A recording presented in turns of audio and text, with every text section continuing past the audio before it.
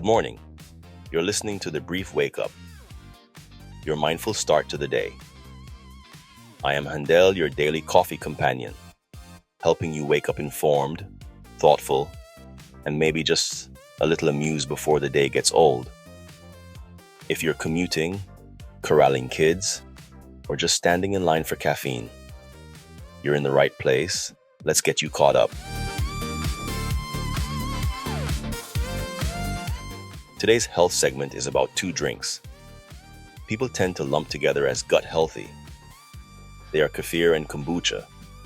They both come from fermentation, both have probiotics, and both sit next to each other in the grocery store.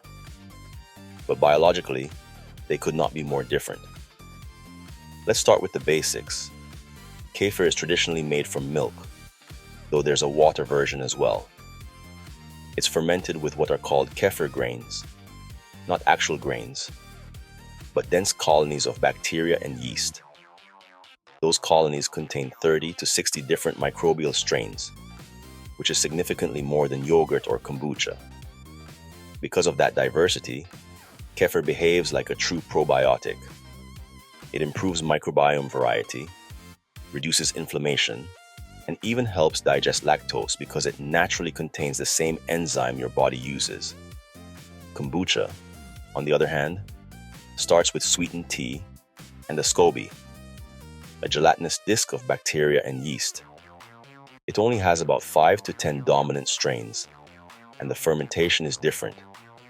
It first produces alcohol, then converts that into acetic acid, the same family of acids found in vinegar.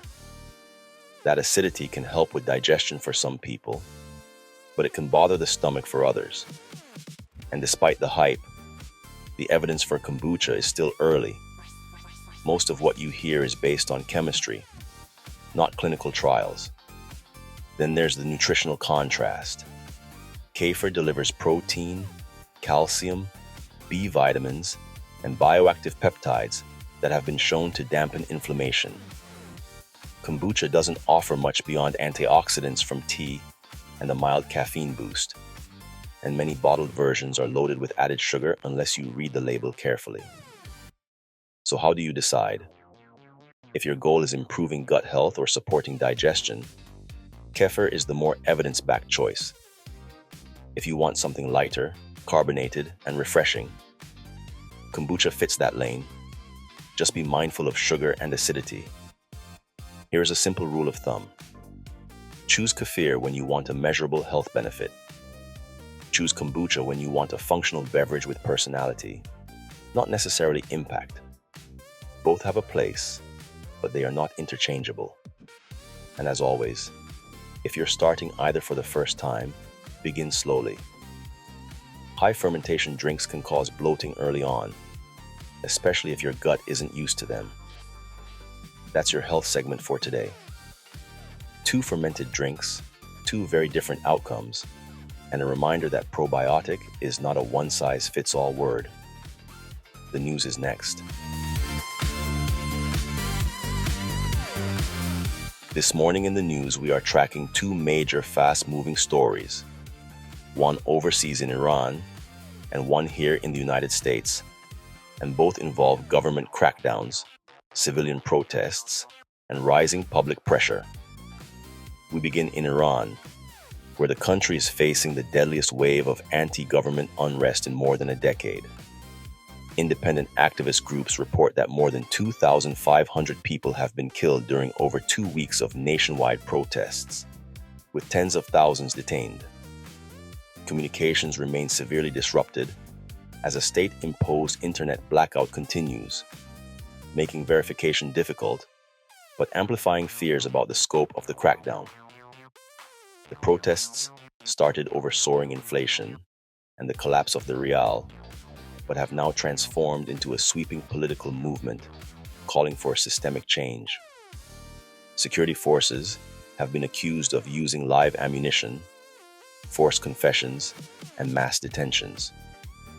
The United Nations Human Rights Office is condemning the violence, while the United Kingdom and several EU countries have issued new sanctions targeting Iranian officials and security units. the United States has hardened its position as well. President Trump urged protesters to take over your institutions, canceled meetings with Iranian officials, and said, help is on the way, though the White House has not clarified what actions that might entail. Tehran continues to frame the unrest as a foreign-backed destabilization effort and has warned Washington against further involvement. Meanwhile, here in the United States, a separate confrontation is escalating between federal immigration enforcement agents and domestic protesters, particularly in Minneapolis and Chicago. The protests were sparked by the fatal shooting of Renee Nicole Good, a U.S. citizen, by an ICE agent. Demonstrations outside federal facilities have grown significantly, with crowds calling for transparency, independent investigation, and restrictions on immigration enforcement operations. Federal agents have responded using tear gas, pepper spray, and other crowd control measures according to eyewitness footage and local reporting. This has triggered legal challenges. Minnesota and Illinois have now filed lawsuits against the federal government, alleging excessive force, racial profiling, and lack of accountability in the expanded deployment of immigration personnel. Multiple federal prosecutors have since resigned in protest of the Justice Department's handling of the case, further inflaming public tensions. Both stories, in Iran and at home, share a similar theme: governments under pressure, public distrust deepening, and the line between security and civil rights being tested in real time. As of this morning, both situations remain fluid. Both are politically charged, and both have rapidly evolving implications that we will continue watching closely. That's your news for the brief wake-up. The Big Sip is next. In this morning's Big Sip, we try to answer the question: why people don't always vote for their own economic benefit. Every election cycle, the same puzzle comes up. Why do people vote for policies that don't seem to benefit them financially? On the surface, it looks irrational, but when you dig deeper, you will realize the question itself might be too narrow. Because people don't make voting decisions strictly based on dollars and cents. They make them based on how the world feels, how it should work, and where they fit inside it. Economists sometimes call this a matter of antisocial preferences, but not in the everyday sense of the word. It simply means people care about other issues than their own material gain. They care about fairness as they define it. They care about identity. They care about consistency between what they believe and what they support. They care about the emotional structure of society. And sometimes, that matters more than the immediate financial outcome. In classic behavioral experiments, people will turn down a deal that gives them money if the deal feels unfair. Even though rejecting it leaves them worse off financially, it feels right. It feels principled. It feels like enforcing a rule about how people should treat one another. That same logic can show up in voting.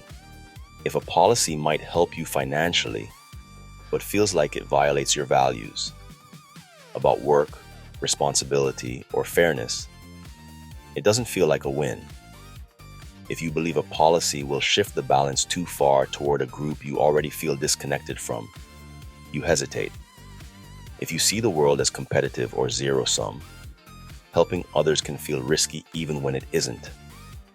And identity plays a huge role. People don't just vote for what helps their wallet. They vote for what reflects who they are, who they trust, and the kind of society they want to reinforce. When you view it that way, the paradox starts to make sense. People aren't voting against their interest. They're voting for a different kind of interest, one that includes status, fairness, belonging, and moral boundaries. These are not economic variables, but they are very real human variables. So instead of asking why people vote wrong, it may be more useful to understand how they define what's right. Because for most voters, The decision isn't purely transactional. It's relational, emotional, and symbolic. And once you consider those dynamics, the behavior doesn't look irrational at all. It's just human. That's your big sip. The lighter roast is next. This morning, let's talk about co-sleeping. I've been looking into the science of this, and the research confirms what every parent already knows. Children are built like tiny heat-seeking missiles programmed to locate the warmest adult at 2:13 a.m. and invade their personal space with military precision. Scientists have all these theories: attachment, emotional regulation, and sleep cycles. But let's be honest, kids walk into your room at night like they're checking into a hotel they didn't pay for. And they don't sleep vertically. They sleep diagonally. They sleep perpendicular. They sleep in shapes that defy mathematics and violate the Geneva Convention.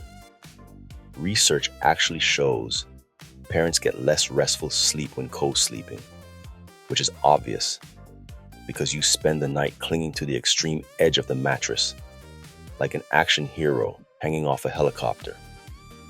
Meanwhile, the child is sprawled out across the bed like a retired billionaire on a private jet, completely at peace, leg on your shoulder, head on your kidney, one foot somehow pressing directly into your throat. And they're out cold, not a care in the world. Now, according to the studies, co-sleeping can improve bonding and reduce anxiety in toddlers and young children, which makes sense because kids cuddle up to you with the emotional intensity of someone who owes the mob money. They hold on to you like you're the last life raft on the Titanic. For them, it's therapeutic. For you, it's chiropractic. And here's the part researchers really nailed.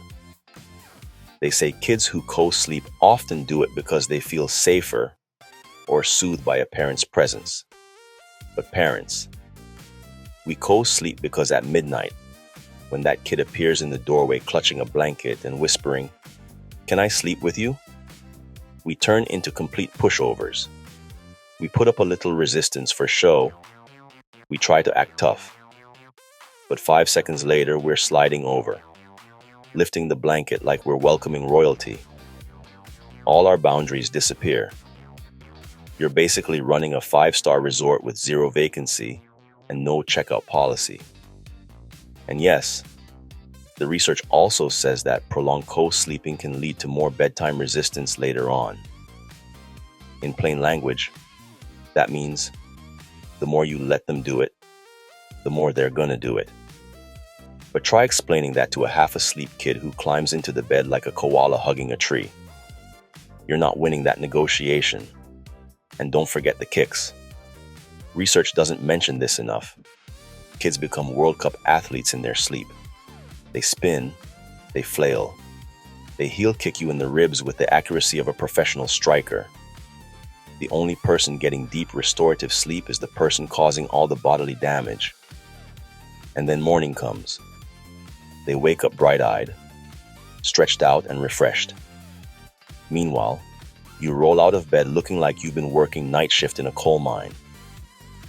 But here's the thing the research doesn't quite capture. For all the chaos, parents still cave.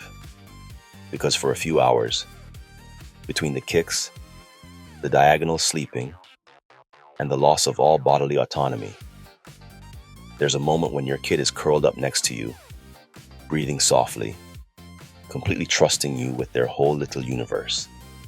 And that's enough to make you forget how destroyed your spine is. Our commemoration is next. Today is January 14th, and it turns out to be a day built on endings, beginnings, and reinvention. First is Ratification Day. On this date in 1784, the United States formally ratified the Treaty of Paris, officially ending the Revolutionary War. It's the moment America stopped being an idea and became a recognized nation, with all the responsibilities, diplomacy, and independence that come with it. At the same time, January 14th is also the Old New Year for many Eastern Orthodox communities that still honor the Julian calendar. It's a reminder that time itself is cultural, and that traditions endure even when the world moves on. In 1952, this day changed media forever with the premiere of NBC's Today Show, the first modern morning broadcast. Everything from the conversational format to the mix of news, lifestyle, and interviews traces back to that launch. Every morning show today is built on that blueprint. And January 14th also marks one of the great scientific milestones. In 2005, the Huygens probe became the first human-made object to land on Titan, Saturn's largest moon. It sent back data on methane lakes, organic chemistry, and an atmosphere thicker than Earth's, expanding our sense of what a world can look like. Finally, a pair of birthdays that shaped entire eras of music. LL Cool J, born in 1968, a pioneer of mainstream hip-hop and one of the first to blend rap with global pop culture. And Dave Grohl, born in 1969, drummer of Nirvana, founder of Foo Fighters, and arguably rock's most durable frontman.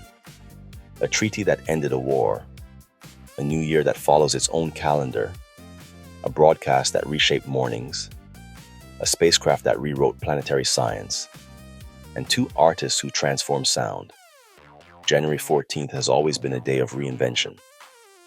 Today we covered how kefir and kombucha may look similar on the shelf, but deliver very different biological outcomes. We tracked intensifying unrest abroad and rising tension at home, and explored why voters don't always choose strictly economic self-interest. And we close with the chaos and comedy of kids co-sleeping, plus a look at Ratification Day, Old New Year, the debut of the Today Show, the Huygens landing, and two music icons born on this date. In the end, whether we're talking about the microbiome, global unrest, human behavior, family chaos, or the milestones that shape our history, it all points to the same truth. We are constantly navigating systems bigger than us, while trying to keep our balance inside them. This is Dr. Robinson for the Brief Wake Up. Stay calm, kind, and curious. I'll catch up with you tomorrow.